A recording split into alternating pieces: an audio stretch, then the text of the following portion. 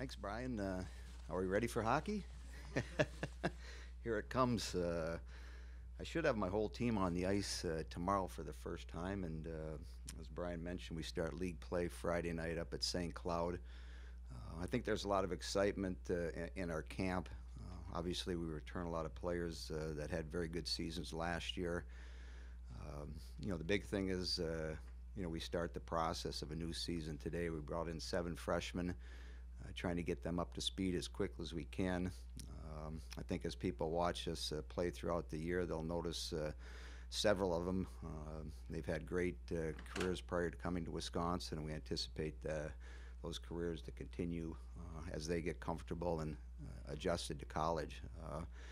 I think the excitement for a lot of reasons. If you look at our schedule, we got a couple games at Clarkson who have been in the Frozen Four the last couple years. They won a championship a few years ago. We've got Cornell coming in at Thanksgiving. We got Phil the Bowl, which I think they announced yesterday or today, on January 14th. And in the past, when we've done the Phil Bowl game, it's a lot of excitement for our players. Our community is very supportive of it, and I anticipate the same thing that's going to happen in 2017 on that Saturday. So a lot of good things, a lot of excitement, and we start our journey today. And as I mentioned, I should have all my players on the ice tomorrow for our first official practice as a team. Mark, I'm sure there are 3,000 things that are more interesting or important to you, but being ranked #1 at the start of the season does indicate how well thought of your team is. Do you share that same assessment of them, that they are going to be right at the top of the mix? Well, if you look at what we return and some of the other teams that are up there as well, obviously a lot of our scoring punch, our goaltenders back coming off a phenomenal season last year. And so on paper, we look pretty good. But then again, you still have to play the games, and you just look around the landscape of college football and the NFL this past weekend, and there's reasons why we play the game. And so the big thing is with our freshmen, try to create habits, try to get them on a day-to-day basis to become better players, and then fit them into certain spots within the group that's coming back. But expectations, I don't mind having high expectations. I think that that's good. It keeps everybody sharp. It keeps everybody focused. And our job as a coaching staff is to make sure the players are focused and come to practice every day trying to get better. Andy. Mark, you mentioned the phenomenal season that your goaltender had a year ago. How can she be better?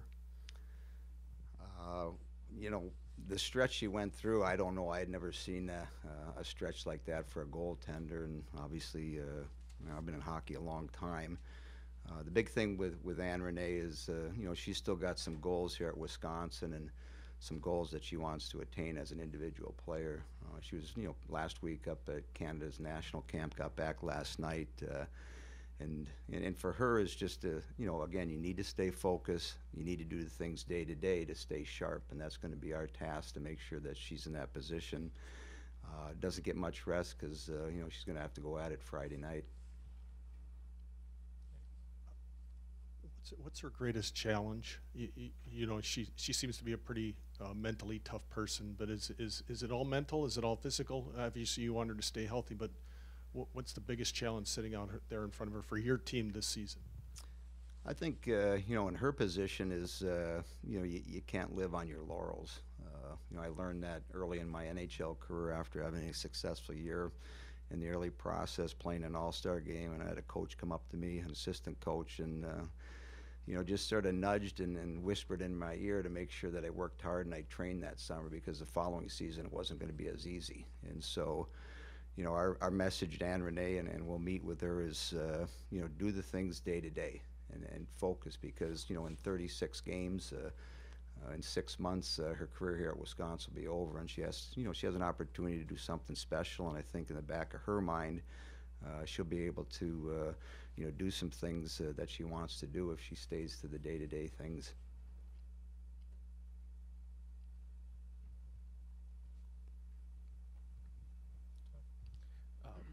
Mark, what kind of impact do your players get out of participating in these summer national team camps, festivals, these kind of things? And do you see that right away coming back, where they're playing at a pretty high level right off the bat. Well, I think for especially the players that maybe have just gotten the first taste or maybe a second taste of playing in a camp. I was out in Lake Placid, watched the USA developmental team, they call it, the national players, and then the under 18 players compete. And I think, you look at Sophia Shaver, who had a chance to compete and ended up going to Calgary and playing 3 games against Canada up in Calgary. And the nice thing about those camps for our players and the other players is you'll walk away from understanding where you are in the mix, obviously, but what you need to do to improve. So if you do get another opportunity, you might make the team or you might be put in a different position. So as Sophia comes back, Abby Rock was out there, Presley Norby was out there, some of our incoming freshmen. You're playing against our best players, and it gives them an opportunity to gauge where they are compared to those players. So as Presley lines up against Megan Duggan or Hillary Knight or plays against Brianna Decker, those are those kids' idols, and now they get a chance to compare themselves. So as they walk away and they come into our venue, we can start working on things to help them as players. So I think from a confidence standpoint and just a litmus of an itinerary of 1 through whatever, here's what I need to do to get better. Sydney McKibbins, your team captain, how's she grown as a player over her first three years? And I know she doubled her point total last year. Yeah, she's probably, hard on herself as anybody. And she sets goals at the beginning of the year. I remember talking to her last September, and she wanted to continue to improve, wanted her point production. I think got off to a little bit of a slow start in her world, but if you look at the last 6 or 8 or 10 games, our playoff games, our NCAA games last year, she was one of our better players. And now we put the C on her jersey, and a lot of times when you put a C on somebody's jersey, they think they have to do more. As we meet with our captains, talk to them, it's, you got picked to be a captain for a reason. You don't have to change those things. You just have to be who you are. And so hopefully she gets off to a good start. And again, with all our seniors, they have a great senior year, but she's learned from other captains. She's certainly in a position to lead this team. And as I look at my roster and look at our senior captains, we're in good position. They're good kids. They work hard. They're good players. And the younger kids will be able to look up to them. Mark, could you maybe give some perspective to how far Anne Renee has come? When she showed up here on campus, struggled to speak, she spoke French and had to figure out a lot of things that maybe a lot of people aren't aware of. But could you put some context to what the journey she's had here to get to this point? That's a real good point, because everybody thinks our kids come in and they adapt at certain rates. But for Anne Renee, I remember sitting at a restaurant in northern Quebec having dinner with her mother and her both parents speak 0 English. And Anne Renee at that time, I think, had only spoken English maybe for about a year and a half, but was able to translate our conversation. And then as she comes into our atmosphere in Madison, it's challenging, it's difficult, but one thing about Anne Renee is she's extremely intelligent. She's very smart. If she wanted to, she probably could have graduated in 3 years here. And so she's very focused and has adapted really well. We just have to keep giving her stimulus. Sometimes she gets bored in practice or maybe within a game where she's not getting a lot of action. And one thing you have to be able to do with yourself is you have to stay focused, especially if you're the goaltender. So she's done extremely well. We're obviously very proud of what she's done up to this point. We look forward to her senior season. Where are Annie Pankowski's growth steps? What are her next steps to becoming a better player? Well, I think she's still in that process.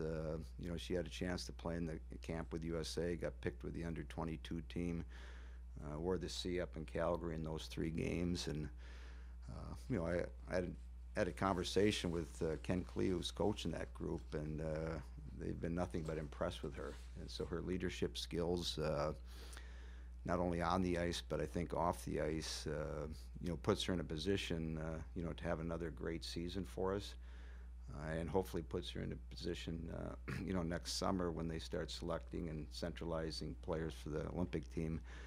She's going to get chosen for that because that's her aspiration. That's one of her dreams, and she's certainly on a path to do that. Anything else for Coach? All right. Thanks, Mark.